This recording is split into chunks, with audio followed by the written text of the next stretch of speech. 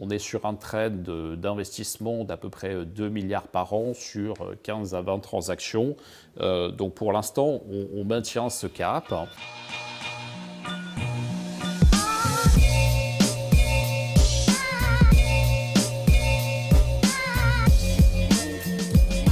Bonjour à toutes et à tous, bienvenue dans la grande interview de News Asset Pro.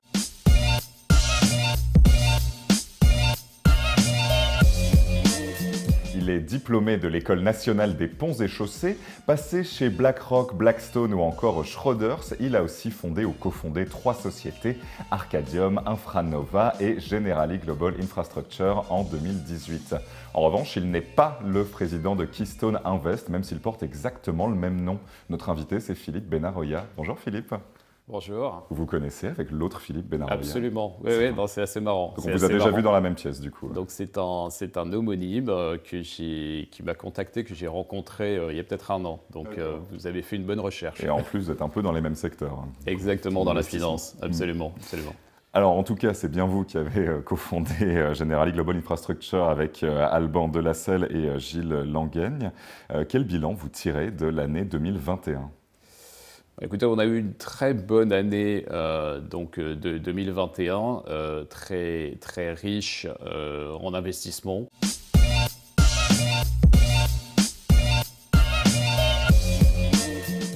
On a investi un peu plus de 2 milliards d'euros sur le marché européen, sur les différents secteurs dont on va parler tout à l'heure. Ça a été également une année très riche en termes de levée de capitaux. On a levé quasiment 3 milliards. En fait, on a doublé notre taille. En termes d'AUM, on est passé de 3 à un peu plus de 6 milliards. Donc un grand succès et j'ai une grande demande de la part des investisseurs de ce point de vue-là. Et donc en parallèle de tout ça, évidemment, on a fortement étoffé nos équipes, mais pas uniquement les équipes d'investissement, l'ensemble des fonctions de la société. Et donc on était une trentaine, je dirais, de personnes à la fin 2021. Ouais, et versus avant, vous avez recruté à peu près combien de personnes l'an dernier? Une douzaine de personnes à peu près. On a une personne maintenant quasiment qui arrive chaque mois. D'accord. Et on va rester sur le même trend en 2022. Donc forte croissance du fait de l'activité des marchés cotés investissement et de la forte demande des investisseurs. Vous allez continuer à recruter jusqu'à quand? C'est quoi votre objectif d'effectifs à court, moyen terme?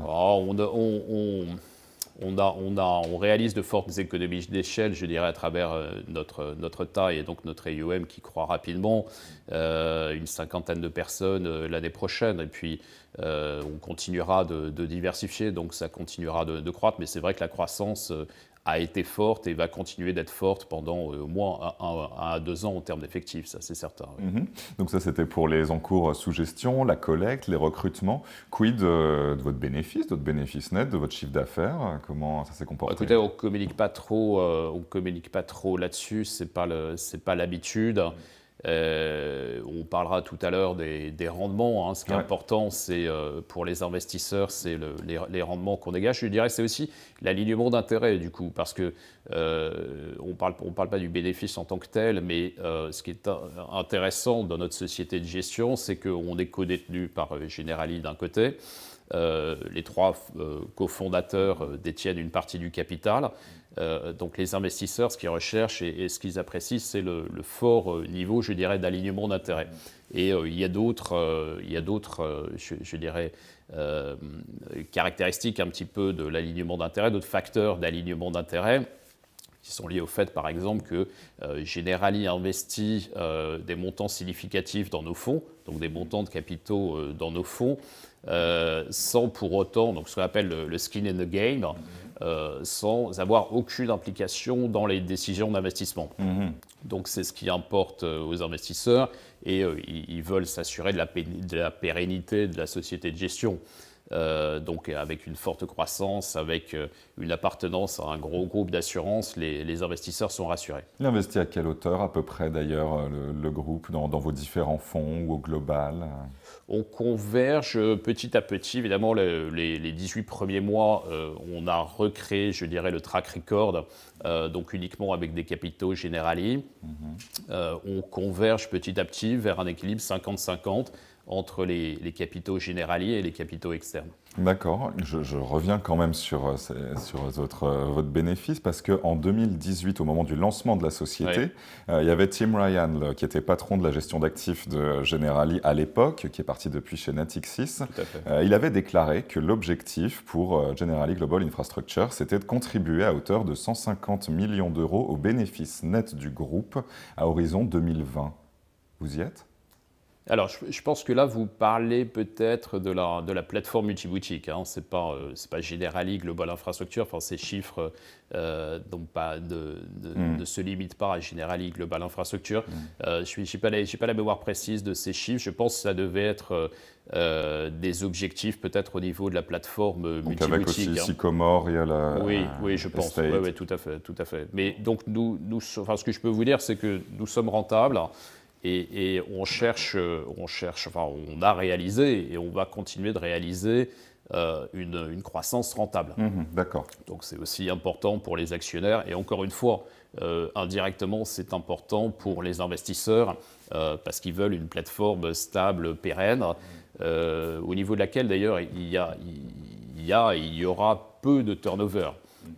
Donc du fait que nous soyons actionnaires, du fait que nous alignions le reste de l'équipe avec les intérêts des investisseurs, c'est quelque chose de très important pour eux, évidemment. Donc vous êtes devenu rentable, effectivement. Ce n'était pas encore le cas en 2019, avec 2,7 millions de pertes nettes.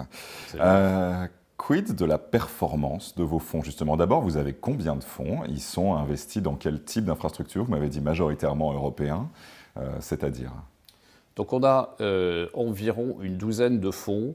Et on a donc parmi ceux-là un certain nombre de fonds, je dirais, multi-investisseurs. Enfin, la plupart des fonds sont multi-investisseurs. On peut avoir certains fonds de co-investissement. On peut avoir ce qu'on appelle des managed accounts, qui sont en fait des fonds dédiés pour un investisseur donné.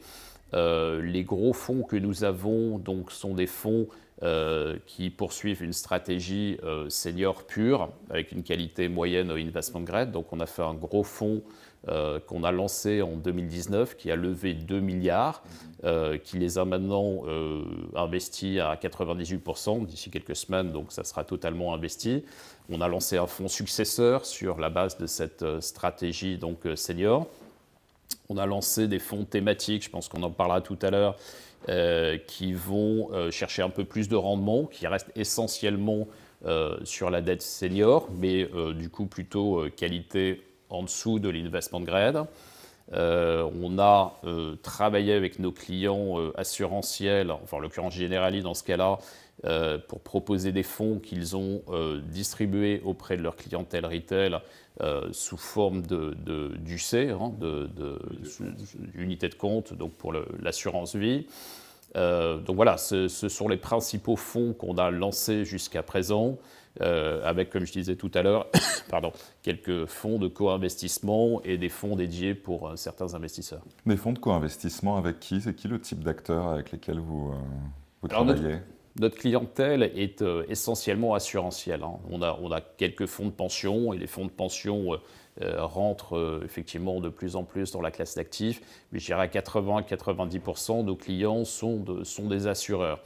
Dans certains cas, quand les montants sont assez conséquents, on peut faire effectivement des fonds dédiés qui vont co-investir avec les autres fonds dont je parlais tout à l'heure.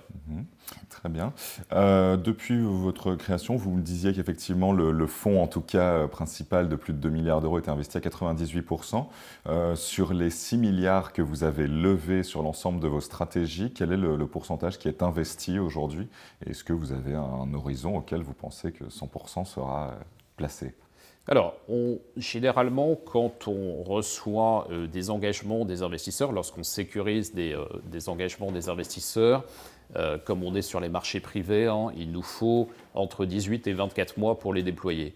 On reviendra peut-être aussi là-dessus tout à l'heure, mais donc on a une équipe très étoffée qui a des capacités d'origination très fortes sur l'ensemble des secteurs sur lesquels on intervient, sur l'ensemble des pays européens sur lesquels on intervient.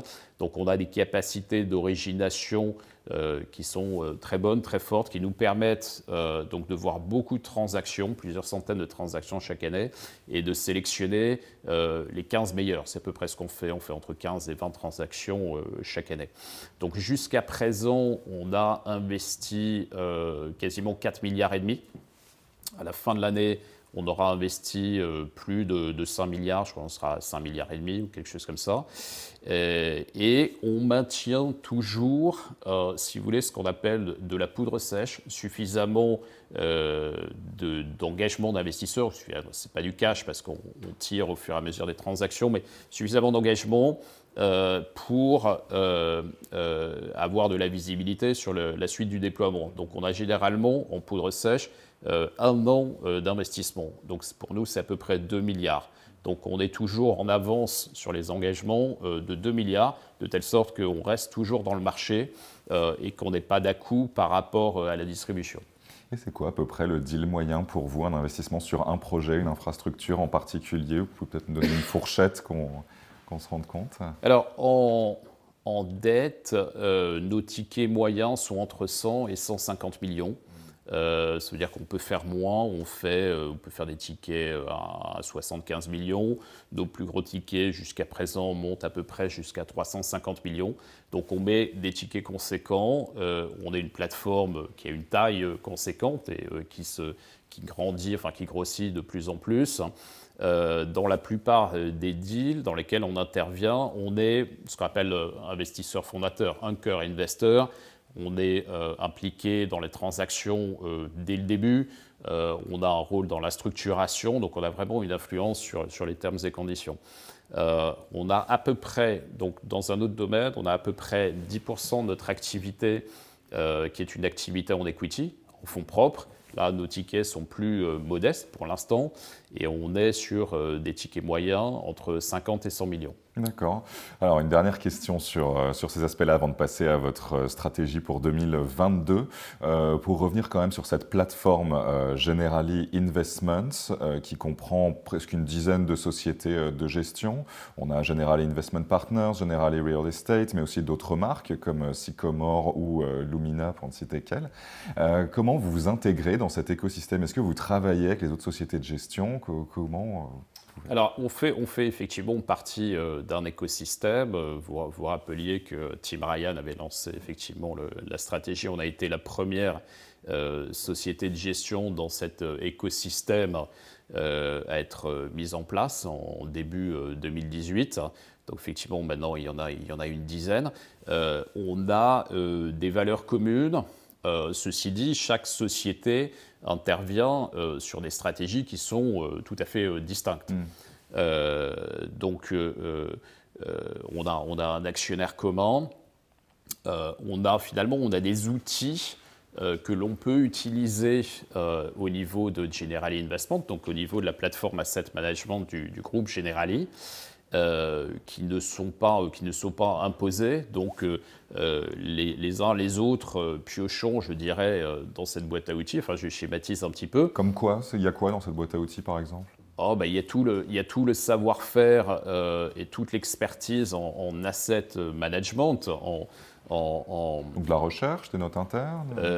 On a accès à la recherche, on a accès à la partie IT. On a évidemment accès aux aspects risk management, aux aspects compliance, et ça rassure d'ailleurs nos investisseurs qu'on ait ces ressources indirectes au niveau du groupe Generali dans ces domaines-là. Mais par ailleurs, nous sommes bien des boutiques, donc nous gardons bien notre flexibilité, notre indépendance. Et donc, il y a certains domaines dans lesquels Generali n'intervient pas du tout. Évidemment, le dénominateur commun, c'est que Generali seed chacune des stratégies des différentes boutiques, des différentes sociétés de gestion d'actifs. Donc ça, c'est aussi notre dénominateur commun. Alors, on va parler de 2022 maintenant, un contexte assez compliqué en début d'année sur les marchés, la guerre en Ukraine, l'inflation, le resserrement monétaire, les prix des matières premières. Pour vous, comment ça se passe? Écoutez, je pense que depuis quelques années, on est habitué à vivre, à investir dans des contextes de marché qui sont très volatiles. Et certains d'entre nous avons vécu d'autres crises. Donc on n'en est pas à notre première ou deuxième crise. Malheureusement, effectivement, ça intervient de plus en plus fréquemment. Sur des événements de plus en plus imprévisibles. Donc, on a déjà fait un certain nombre de cycles et on a pu donc se frotter, je dirais, à ces environnements qui sont de plus en plus imprévisibles et de plus en plus volatiles.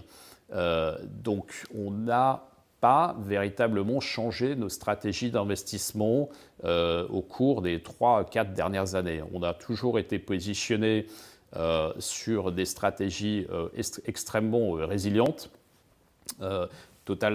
quasiment totalement décorrélées de ce qui a pu se passer avec le Covid. Pour l'instant, suffisamment décorrélées de ce qui est en train de se produire. Et c'est ce qui fait l'attrait finalement de nos stratégies d'investissement pour les investisseurs. Donc niveau de corrélation avec le GDP, avec les cycles économiques très faibles.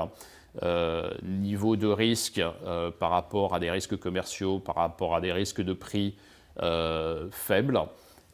Et donc finalement nos stratégies pour l'instant passent les tempêtes, sont extrêmement résilientes à travers ces différents événements et c'est ce qui en fait l'attrait pour nos investisseurs.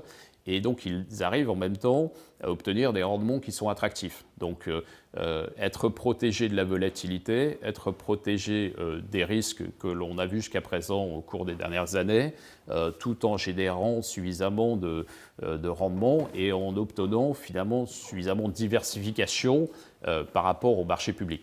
Il n'y a pas de risque de crédit typiquement pour un investisseur comme vous sur des projets infrastructures? Si, bien sûr, le risque de crédit, c'est notre premier risque, enfin, c'est le risque le plus... Est-ce qu'il est exacerbé par ces crises récentes? C'est le risque principal, mais justement, il est fortement atténué du fait que nous investissons dans des infrastructures essentielles, ce qu'on appelle le core infra, et que justement nos cash flows sont très prévisibles et ne sont pas corrélés à la demande, ou au prix de l'électricité, au prix du gaz. Donc c'est cette décorrélation qui fait que le risque de crédit est finalement très stable. Et donc on a constaté sur les 2 dernières années, pour parler du Covid en tous les cas, que nos notations finalement crédit ont été très très stables. Vous êtes exposé à l'Ukraine ou à la Russie? Pas d'exposition directe sur ces pays, non, pas du tout. On travaille sur l'Europe de l'Ouest, les pays dans lesquels nous investissons principalement sont les pays de l'Europe de l'Ouest, un petit peu l'Europe du Nord et une partie de l'Europe du Sud. Donc nous n'avons pas jusqu'à présent fait, bien que l'Europe de l'Est est un marché, nous n'avons pas jusqu'à présent fait d'investissement en Europe de l'Est et en tous les cas pas en Ukraine et pas en Russie. Vous avez aussi du financement dans des infrastructures dans le secteur médical, de la santé en tout cas. Voilà, secteur médical, maison de retraite, ESG qui est un positionnement que vous défendez. Vous voyez peut-être où je veux en venir. Est-ce que vous êtes exposé au secteur des maisons de retraite, notamment Orpea et Corian? Non, pas du tout, pas du tout. Ce sont des secteurs importants. Il faut trouver effectivement les moyens de les financer. Mais donc nous ne sommes pas exposés. Nous avons cherché donc de l'exposition dans ces secteurs-là au niveau européen. Encore une fois, c'est relativement complexe et on l'a bien vu avec l'actualité récente. Il y a un certain nombre de risques qu'il faut analyser, je dirais, avec beaucoup de précautions. C'est aussi un secteur, donc on cible effectivement les infrastructures sociales, que ce soit dans la santé, les maisons de retraite ou dans l'éducation. Ce n'est pas un gros secteur, c'est un secteur sur lesquels les prix peuvent être relativement élevés et donc il n'est pas évident de trouver finalement des investissements qui cochent toutes les cases. Donc on a une vocation sociale forte dans les financements que nous faisons.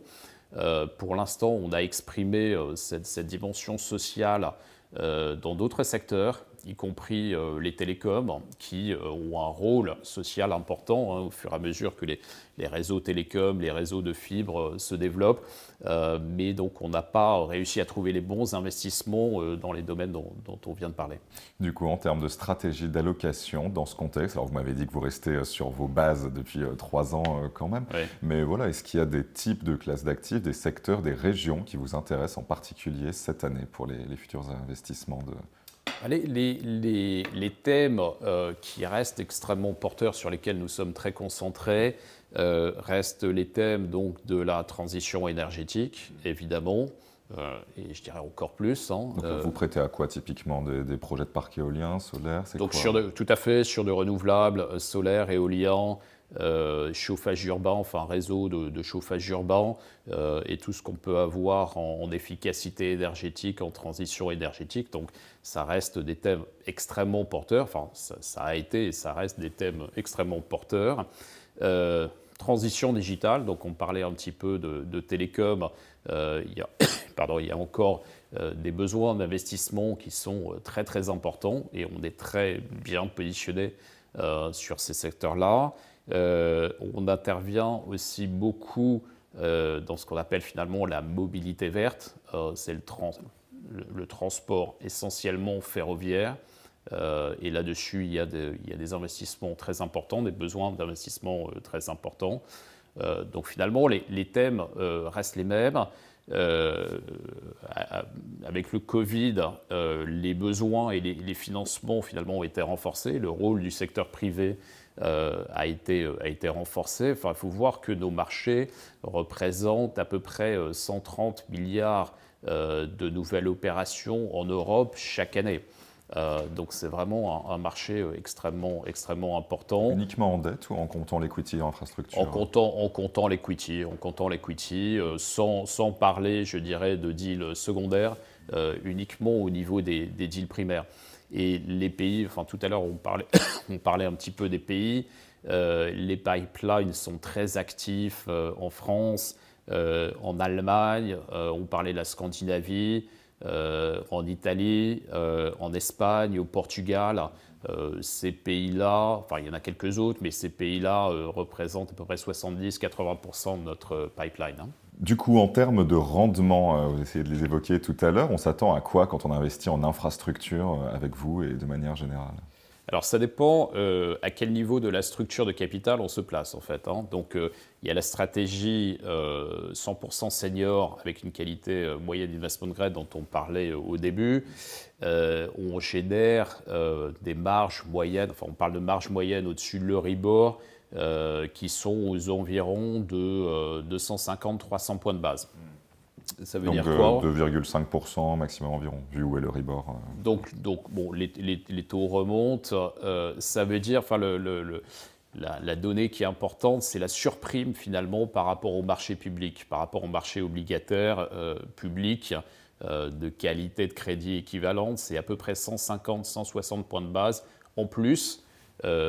Par rapport au marché public, et comme on le disait, avec une plus grande, je dirais, stabilité, une plus grande résilience, que ce soit sur la valorisation ou que ce soit sur la qualité crédit. Donc ça, c'est une part importante, je dirais, de nos stratégies, comme on disait tout à l'heure, également très efficiente, on reviendra peut-être là-dessus, d'un point de vue solvabilité 2, pour les assureurs.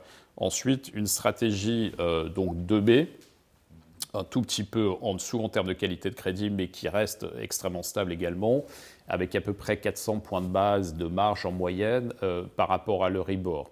Là aussi, des primes des liquidités qui sont attractives. Sur l'equity, ensuite on passe sur la partie equity dont on parlait tout à l'heure, on est sur des rendements bruts, enfin des TRI à peu près de 8%.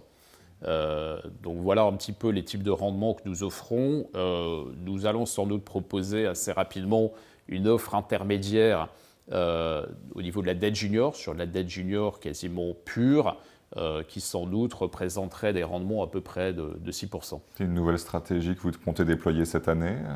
On va regarder si on peut la déployer cette année. Finalement, c'est complémentaire de ce que l'on fait déjà. On essaie d'être présent sur le spectre de risque et sur le spectre de rendement, finalement. dans ce qu'on appelle les single digit return, donc dans les retours à un chiffre, parce que, encore une fois, on est positionné sur des secteurs, sur des actifs qui restent stables. Si on passait au-dessus de 10%, on serait plus dans le value add. Donc c'est intéressant également, on n'y est pas encore, mais il y aurait un peu plus de volatilité, quoi.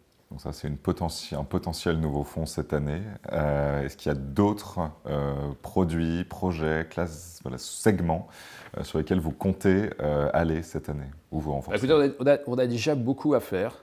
Très honnêtement. Bon, alors l'année prochaine. On cherche effectivement de plus en plus à diversifier pour essayer de répondre au mieux aux besoins des investisseurs. Et les besoins ne sont pas les mêmes d'un investisseur à un autre. Donc il faut étoffer la palette de produits, ça c'est certain. On aura également petit à petit une diversification géographique. On recommence par rapport à notre track record passé à investir en Amérique du Nord. Donc il y aura une diversification de ce côté-là. Je pense que ce qui est important, c'est évidemment de maintenir la qualité des produits qu'on a. C'est d'avoir une taille critique dans toutes les stratégies, dans tous les fonds que nous développons, ce qui a été le cas jusqu'à présent. Et tout ce qu'on a évoqué jusqu'à présent, tout ce que j'ai présenté, représente déjà des stratégies qui sont importantes, plus les thématiques énergétiques, télécoms qu'on a évoquées, qui sont extrêmement actives. Donc on a déjà beaucoup de choses à faire. Quels sont les objectifs que vous vous fixez pour 2022 et au-delà ? En termes d'encours, de collecte C'est la consolidation donc, des stratégies existantes, petit à petit, effectivement, de nouvelles stratégies complémentaires. On est sur un trend, comme on disait tout à l'heure, d'augmentation des UM, donc d'actifs sous gestion, de 2 à 3 milliards par an. On est sur un trend d'investissement d'à peu près 2 milliards par an sur 15 à 20 transactions. Donc pour l'instant, on maintient ce cap. On développe aussi donc cette partie de l'activité qui aujourd'hui est plus faible et plus modeste sur la partie equity, comme on disait tout à l'heure, en visant les mêmes types d'actifs, en visant les mêmes secteurs, en visant la même résilience, mais au niveau equity. Donc cette activité aujourd'hui représente 5 à 600 millions d'euros et va se développer petit à petit sur la partie equity en parallèle de notre activité importante côté dette. Vous faites face à pas mal de concurrence, donc beaucoup de gens s'intéressent aux actifs réels depuis déjà un moment, mais il y a encore un regain d'intérêt depuis déjà l'an dernier. En France, vous avez des concurrents par exemple chez AXA IM, Edmond Rothschild ou encore la Banque Postale, et on ne parle même pas des Américains et des Anglo-Saxons. Comment vous évaluez l'état du marché aujourd'hui en Europe pour vous? Est-ce que ça devient très cher, très compliqué? Non, on est sur ce marché depuis une dizaine d'années. Nous avons été parmi les premières sociétés de gestion lorsque nous avons monté l'activité chez BlackRock. Il y a effectivement plus de sociétés de gestion qui sont actives dans le domaine. C'est parce que la demande des investisseurs a cru de manière très importante et continue de croître, compte tenu de l'environnement, continue de croître de façon importante. Donc, la concurrence est là, c'est normal, enfin, c'est plutôt sain. Un facteur important, c'est la taille finalement de ces sociétés de gestion, l'accès au marché, la capacité d'origination et la capacité à générer de la valeur pour les investisseurs. Et ce qu'on a constaté, nous, sur les 10 dernières années, ça a toujours guidé notre stratégie, c'est d'avoir de la taille, d'avoir suffisamment de capitaux pour avoir accès à suffisamment d'opportunités d'investissement, être capable de maintenir un niveau de sélectivité très élevé et d'avoir une des meilleures équipes d'investissement sur l'origination, sur la sélection des investissements. Et quand on appartient à cette ligue, et je pense qu'on l'a été et qu'on est revenu dans cette ligue donc depuis que nous avons lancé Generali Global Infrastructure, on arrive à avoir accès à de très bonnes opportunités d'investissement qui génèrent des rendements ajustés du risque qui sont très attractifs. Et donc, il y a des plus petites sociétés de gestion dans notre domaine qui ont plus de mal à trouver des deals qui créent de la valeur pour les investisseurs parce que les équipes ne sont peut-être pas suffisamment étoffées, suffisamment expertes et peut-être parce que leur carnet de chèques n'est pas suffisamment important. Donc, la taille et je dirais l'étendue finalement du scope d'investissement sont des facteurs importants de réussite pour créer de la valeur, suffisamment de valeur vis-à-vis des investisseurs. Comment vous distribuez vos produits? J'imagine qu'il y a pas mal de one-to-one auprès des institutionnels, mais pour toucher par exemple une clientèle plus retail, sur quel type de réseau vous vous appuyez? Donc effectivement, sur la partie institutionnelle, nous avons notre force de vente et nous travaillons également en collaboration avec le groupe Generali lorsqu'ils ont la possibilité de nous aider. Sur la partie retail, nous ne faisons pas de distribution retail. Nous avons des partenaires assureurs qui font leur distribution, qui s'appuient sur leur capacité de distribution dans ce domaine-là. Et c'est ce que nous avons fait jusqu'à présent avec Generali sur ces produits assurance vie, unité de compte dont nous parlions tout à l'heure. Qui représentent à peu près quoi d'ailleurs ces produits assurance vie, unité de compte? Actuellement, il y en a combien et c'est quoi comme en cours? Vous voulez aller vers quoi? Alors, on a mis en place un produit en France pour Generali. On travaille sur d'autres pays et pour l'instant, ces produits représentent quelques centaines de millions. Ils investissent principalement en equity, donc c'est ce qu'on évoquait tout à l'heure. On voit que la demande est forte et que sans doute, il y aura d'autres types de produits qui seront mis en place avec des banques privées, également peut-être dans le domaine de la retraite. Donc on voit que la demande est importante et que ce type de produit, côté retail, devrait se développer assez rapidement. Mais puisqu'on est sur le retail, vous êtes l'une des rares sociétés de gestion à avoir lancé un fonds LTIF, les fonds européens de long terme, qui avait été conceptualisé, je crois, fin 2015, mais lancé un peu plus tard. Pour l'instant, il est certain que le marché n'a pas rencontré le succès escompté. En octobre dernier, on comptait 57 LTIF en Europe, avec 2,4 milliards d'actifs sous gestion. Quel regard vous portez sur ce véhicule aujourd'hui ? Alors c'est déjà pas mal, enfin vous dites 57, c'est déjà pas mal parce que les années précédentes, je crois que c'était beaucoup moins. Donc c'est vrai que le démarrage a été un petit peu poussif, si on peut dire, sur la partie LTIF. Il y a un certain nombre d'avantages, enfin, ce label procure un certain nombre d'avantages et donc on l'a utilisé pour un de nos fonds retail. Ceci dit, il existe encore un certain nombre de contraintes qui sont associées à ce label. Il y a des évolutions qui assouplirait donc ce label ou l'utilisation de ce label au cours des prochains mois. On participe à ces discussions et je pense que ça va effectivement faciliter l'utilisation de ce label. Donc les intentions sont bonnes, ont été bonnes au départ pour le lancement, mais c'était un petit peu compliqué. Et je pense qu'il y a des améliorations qui vont arriver, qui vont en rendre l'utilisation plus aisée finalement. Oui, il y a un projet de changement qui doit passer au Parlement européen a priori d'ici la fin du premier semestre. Justement, parmi les points à améliorer, puisque vous travaillez dessus, qu'est-ce qu'il faut absolument changer ? Je ne suis pas rentré dans le détail, c'est assez technique, mais l'utilisation de fonds LTIF dans le domaine retail était relativement contraint et en termes de distribution notamment. Et ça a introduit également des contraintes sur des limites d'investissement, sur des quotas d'investissement. Donc ça a compliqué un petit peu les choses côté distribution et côté investissement. Et donc il semblerait qu'il puisse y avoir des assouplissements dans les deux domaines. Donc on a bon espoir. Votre fonds LTIF, vous visiez à l'origine 150 millions d'encours à terme. Vous en êtes où ? On est au-delà. Je ne peux pas faire de commentaires très précis là-dessus, mais on est en avance finalement des projections, des objectifs que nous avions face à une bonne distribution faite au niveau du groupe Generali. Donc un appétit du marché retail qui ne se dément pas. et qui est finalement, je dirais, porté par les mêmes motivations que les investisseurs institutionnels. Investir dans les actifs réels, être décorrélé des marchés, avoir un rendement finalement assez prévisible, assez stable, est attractif pour la clientèle retail comme il l'est pour la clientèle institutionnelle. Vous évoquiez l'intérêt des actifs réels et notamment infrastructures sur les questions de solvabilité 2, c'est-à-dire pour les assureurs.